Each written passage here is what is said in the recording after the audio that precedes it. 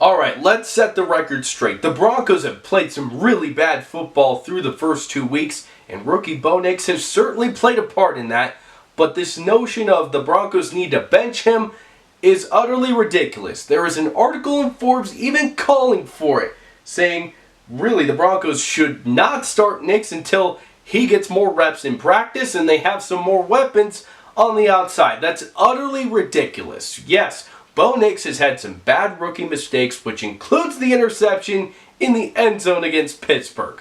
But like we've talked about, it's his supporting cast that's also let him down. It's also Sean Payton that's let him down. We're going to dive deeper into that in this video. Through the first 2 weeks, the Broncos have attempted the third most passes in the league, but they are bottom 10 in completion percentage. Why is that? Because they don't have an effective running game, and the stats back it up. They are 24th in rushing attempts, 27th in rushing yards. Not good enough. Look at the Super Bowl contenders. San Francisco, Detroit. They have great running games, and that opens everything up for the play-action passing game, and it makes it easier for Brock Purdy and Jared Goff. Sean Payton's play calling has not made it easier for Bo Nix to get this offense going. It just hasn't. And let's explain why. On top of the rushing stats, they've been terrible on third down. Through the first 2 weeks, the Broncos have only converted 23% of the third downs they've faced. So specific numbers, they've faced 30 third down situations through 2 weeks. They've only converted 7 of them. That's not going to get it done in the NFL. And then on top of that, they haven't converted in the red zone. They've only kicked field goals with the few opportunities that they've had. So this all starts with coaching, and then it leads to the poor execution. So what does Sean Payton have to do to get Bo Nix and this offense on track? Well, let's explain right here. First thing Sean Payton's got to figure out is the offensive communication. And he touched on this in his press conference on Wednesday. Simplifying the play calls, shorter play calls, so that Bo Nix has more time to get the play out in the huddle and then get to the line of scrimmage quicker so that he has more time to read the defense and make adjustments where it's necessary. He's done that with Russell Wilson too, because last year there was a problem with getting to the line.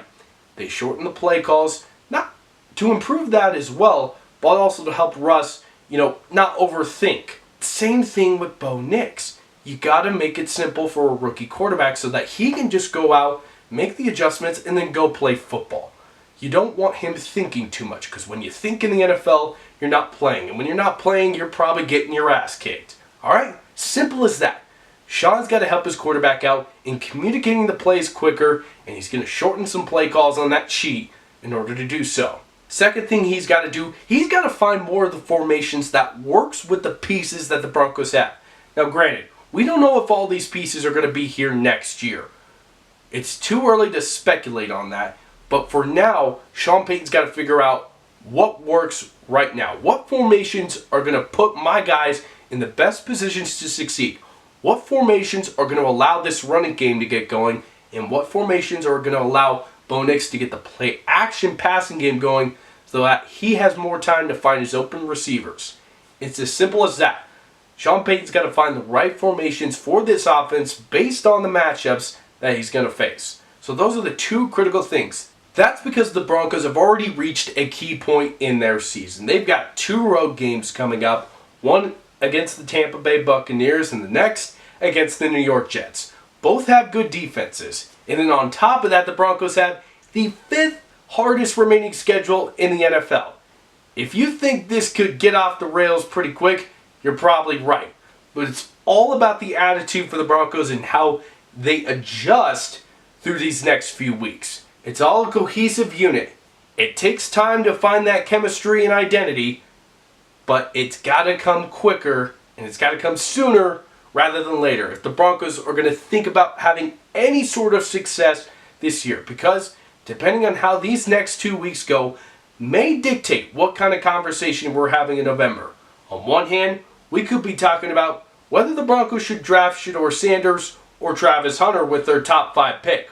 On the other hand, if If they turn it around these next 2 weeks, get back to 500, and build some momentum, we could be talking about borderline playoff team or the Broncos' first winning season at a minimum in over a decade.